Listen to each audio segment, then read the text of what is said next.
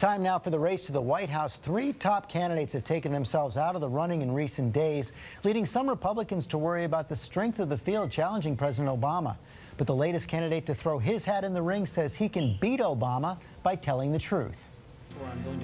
Overnight, former Minnesota Governor Tim Pawlenty made it official. I'm Tim Pawlenty, and I'm running for President of the United States. But while he's in, the news recently for the GOP is all about who's out.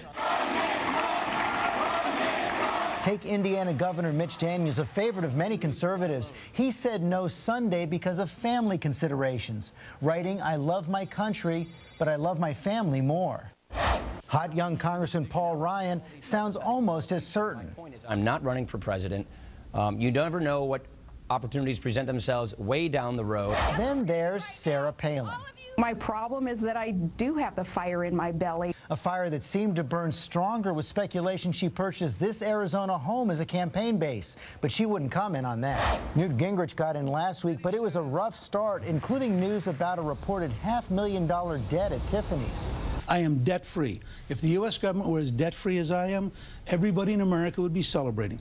Most polls show Mitt Romney the frontrunner, but he's likely to face a serious challenge in New Hampshire from his fellow Mormon millionaire, former Utah Governor Jon Huntsman. Is there anything that could stop you from running? My wife. But with so many candidates opting out, today's entrant, Tim Pawlenty, may get the biggest boost. This caps an excellent week for one person, and that's Tim Pawlenty. And that man, former Minnesota Governor Tim Pawlenty, joins us now. Good luck on the launch, Governor. Thank you, George, and good morning to you. Good morning. So is George Will right? Are you the big winner from the Mitch Daniels announcement? Well, Mitch Daniels is a friend, and I certainly support the policy direction and values he had for America, but I'm not a policy analyst or a pundit, I should say, and so we'll let the pundits figure out who wins or loses from him not being in the race. But what I know is this: our country's in trouble. I'm running for president because I can tackle and fix the budget deficit and the debt and get this economy back on track. That's what I did in Minnesota, and that's what I can do for America. You're entering a race. Former Massachusetts Governor Mitt Romney has already entered. Former Speaker of the House Newt Gingrich. It looks like former Utah Governor Jon Huntsman is going to get in as well. And you're still pretty far behind in the polls. What one thing sets you apart from these other candidates?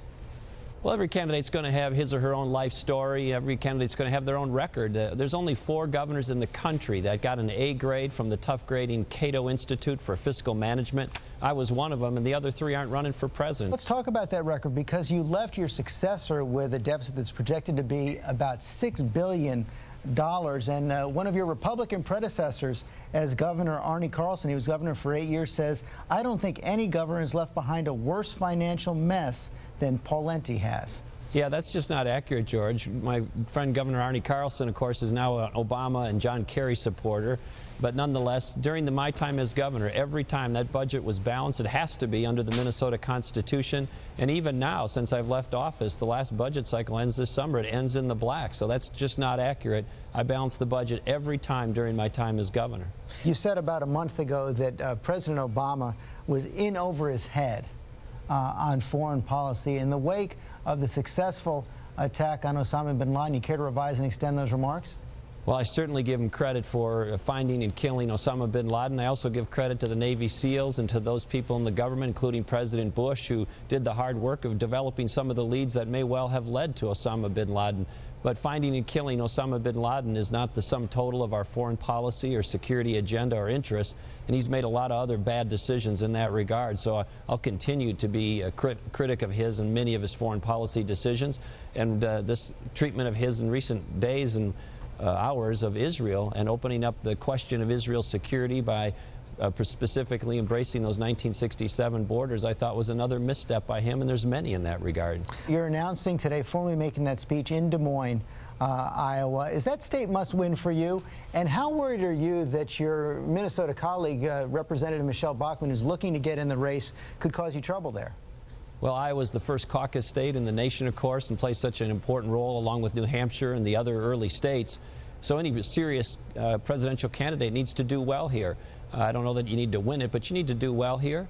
And as to Michelle Bachmann, she's somebody I have respected and certainly know well from Minnesota. Everybody's going to bring something different to the table. What I bring to the table is not only a blue collar up from your boot straps background, but a record in this area of the country and the country overall that's leading in the area of getting deficit and debt and spending under control. That's what the country needs. We need to have jobs and get this economy back on track.